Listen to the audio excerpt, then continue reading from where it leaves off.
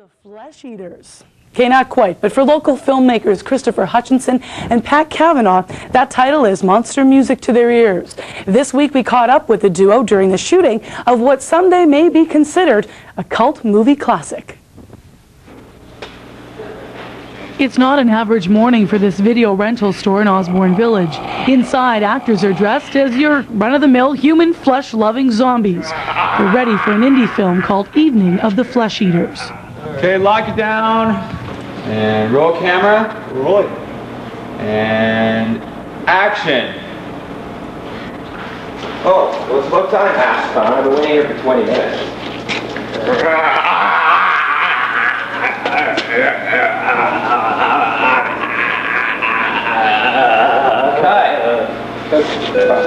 Give me a little more surprise. I like that. Surprise. It's looking good, but give me a little fear too, right? A little bit of fear, surprise, yeah. I mean, he's grabbing you. You didn't expect it because he's just a little video clerk, and you think the video clerks are just peons, and they all say submissive. He does have oatmeal on his face.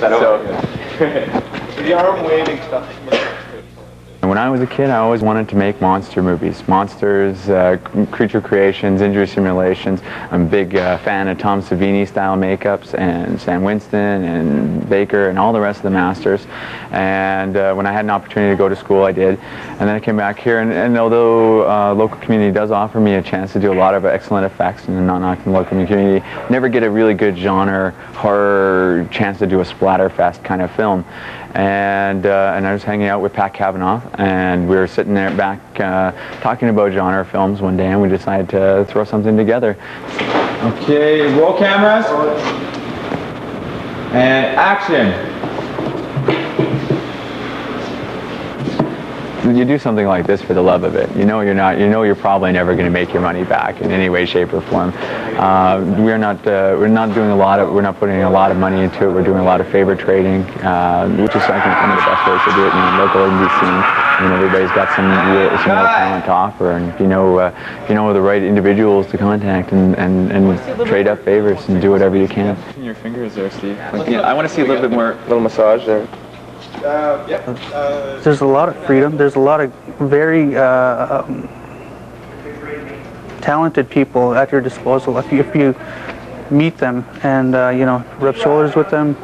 Basically, that's what we're doing. Like I'm meeting a lot of people in the industry right now, and hopefully I could use them again. Just keep the relationships good. I work here at Movie Village too with Chris, so like we watch tons of movies.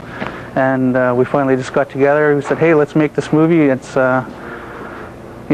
it was supposed to be just me, Chris, and 4 or 5 zombies, and that was basically it. But it snowballed into this like huge, well, it's not really huge yet, but pretty impressive anyways for what we envisioned at first. Yeah. This is day 2 of the shoot, and as the extras await their next cue, Christopher is setting up a very complicated visual effect. Aloha iced tea.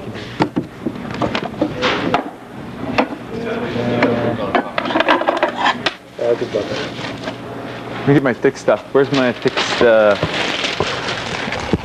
Chris Gillis and Chuck Labossiere are members of a band that will provide songs for the film. Today, however, they're zombies, thanks to a little makeup. Well, actually, a lot of makeup. Okay, the makeup process, it takes a little time. There's lots of waiting around. You'll start on one person, and then while they're drying, they got drying time, then it'll go to another person. It takes, anywhere from 20 to 30 minutes to do someone's face, depending on how elaborate they want them to be or how gory they want them to be. But for the most part, it's the girls who did it, they were really gentle with us, and the way we looked is no indication on how they treated us. So I can't really smile that much because my face is going to crack, but it's a good time. Yeah, you get to be crazy, and we don't have to talk much right now. Like, we don't have any speaking roles here, so it's good. I could just get crazy, so it's fun. In the past, I've seen Return of the Living Dead, Dawn of the Dead, movies like that. Sort of get the idea of what it's like to be dead. I'm really enjoying working with all the people. I mean, it's a chance to basically take all of my favorite people from all the shoots I've worked on in the last 6 years and bring them all together and be part of one shoot together. You know, and I really actually like being in control for the first time. It's not very often that I get to call the shots, and I've seen enough action in my time with 6 years of special effects and key straight makeup positions.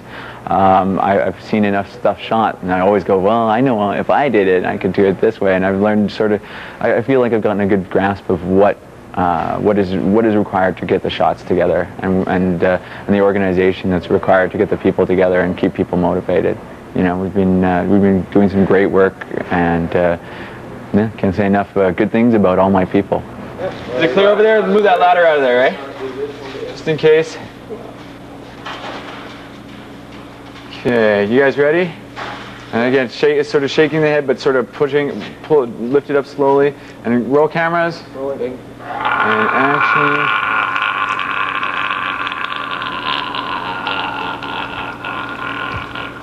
There you go. Okay. As much action as we can get out at 1cc, which is why I had it rigged up to the big pumpy thing, you know? So we can get, but that's not bad. I'm not unhappy with that one. Turned out okay. Okay, let's move on. What do we got next, Pat?